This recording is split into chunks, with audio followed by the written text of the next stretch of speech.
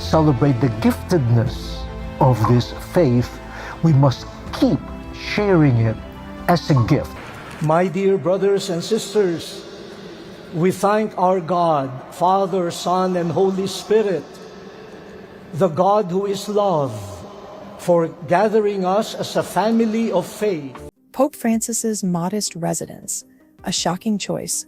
When the world first heard that Pope Francis would not live in the opulent apostolic palace, many were stunned.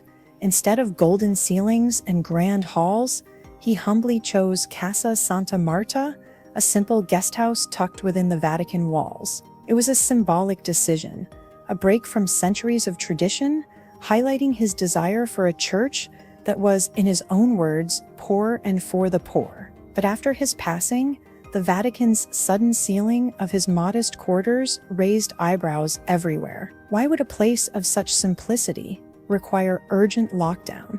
Was it simply protocol, or was there something hidden inside that could shake the very core of the Catholic Church? As curiosity and speculation swept through Rome and beyond, the world began to wonder, was Pope Francis's simple lifestyle truly what it seemed? Or was it the cover for a secret mission to reform the Church from within? If you're captivated by mysteries hidden behind the Vatican walls, make sure you hit that subscribe button and join us as we dive even deeper into the secrets that could change everything. Sealed rooms and rising whispers. Sealing a pope's residence after death is standard Vatican protocol, designed to protect personal letters and documents. Yet, when Pope Francis's quarters were sealed, the urgency and secrecy surrounding the act felt unsettlingly different. Vatican guards acted swiftly, even blocking high-ranking clergy from entry. Whispers began to spread through the corridors of Rome. There was something inside those walls that needed safeguarding, not merely from the curious public, but from powerful forces within the Church itself. Rumors suggested that the humble residence hid confidential documents, private writings, and even a secret succession plan. Why the heightened secrecy? What dangerous truths were hidden within the simple walls of Casa Santa Marta? As the tension escalated, one thing became clear. This wasn't just about preserving a memory. It was about controlling the future. Stay tuned and smash that subscribe button if you believe that uncovering the hidden truths of history can shape the world we live in today. The blueprint hidden behind closed doors, behind the locked doors of Pope Francis's modest room. It wasn't simple belongings that lay sealed, it was an entire vision for a different Catholic Church. Insiders began to leak astonishing details. Personal letters meticulously penned by Francis himself, outlining radical reforms, bold steps toward inclusivity, and most controversially, a list of successors, something traditionally forbidden for popes. The documents hinted at sweeping changes that could alter the Church's direction for generations to come. This wasn't about nostalgia, it was about a carefully crafted strategy. Pope Francis, the humble people's pope, had spent his final years quietly planting the seeds of a revolution he knew he might never live to see bloom. These blueprints were designed not to preserve tradition, but to break it open and rebuild it stronger. If you're fascinated by secret plans hidden in plain sight, don't forget to subscribe and be part of our journey uncovering the Vatican's deepest mysteries. Luis Antonio Tagle, the chosen successor. Among the hidden documents, one name echoed again and again: Luis Antonio Tagle. Soft-spoken, humble, and deeply committed to the poor and marginalized, Tagle embodied everything Francis had championed. Dubbed the Asian Francis by many within the Church, his rise was no accident. Pope Francis had carefully mentored Tagle, entrusting him with sensitive missions and confiding in him during private meetings. Tagle wasn't just another cardinal.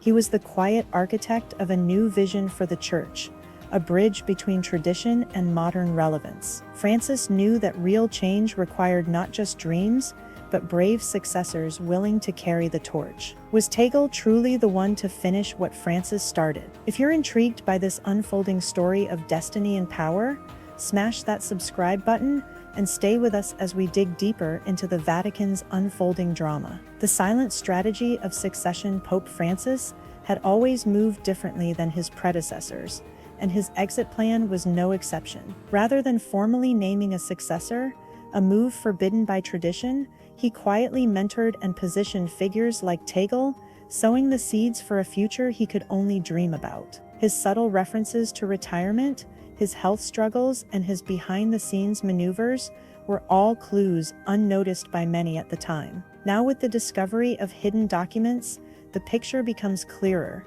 Francis didn't trust the natural tides of Vatican politics to maintain his legacy.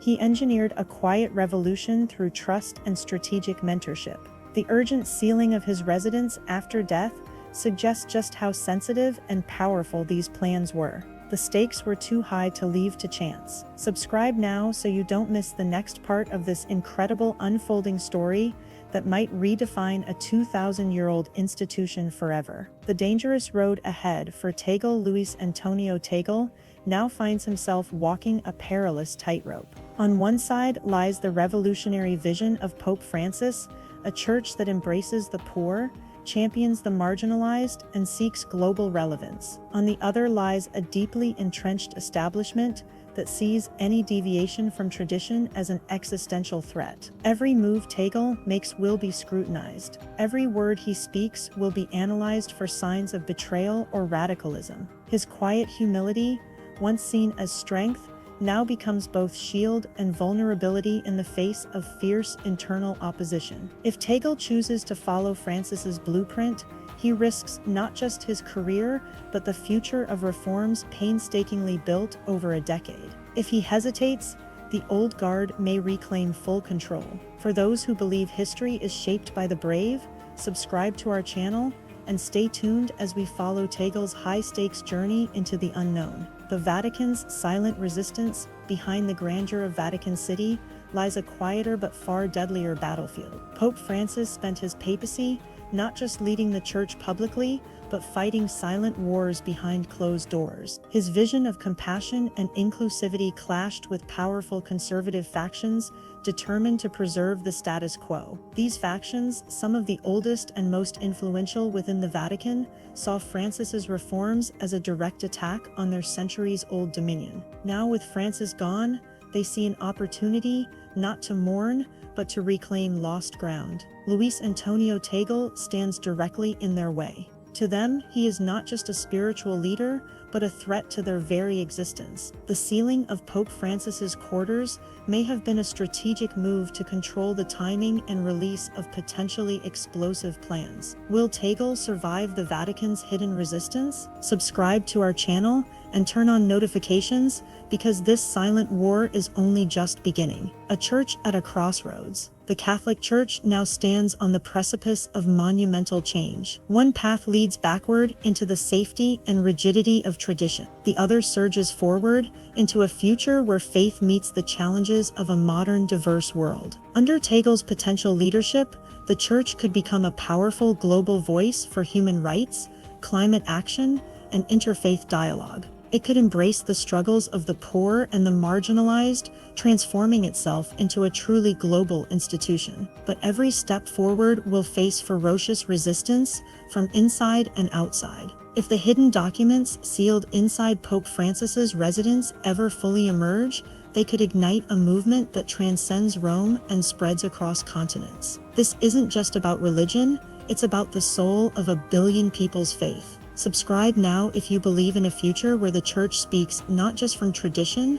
but from compassion, courage, and truth. The weight of a secret legacy Luis Antonio Tegel carries more than just the hopes of a reform movement.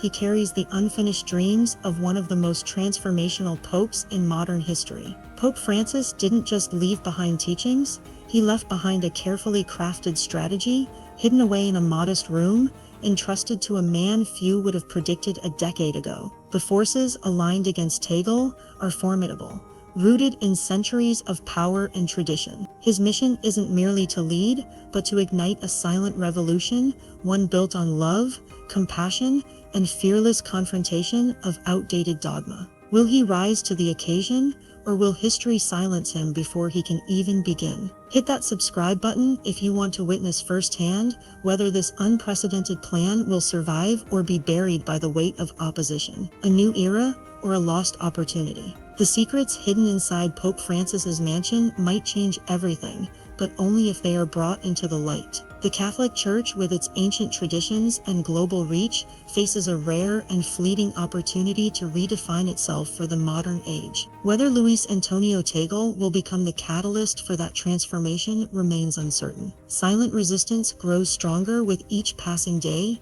and the road ahead is treacherous. But the dream of a church that embraces rather than judges, that heals rather than divides, that serves rather than rules, is a dream worth fighting for. The world stands at the edge of history, watching, waiting, and hoping. Don't miss the next chapter of this extraordinary story. Subscribe now and be part of a journey that could witness the rebirth or the final resistance of one of the oldest institutions on Earth.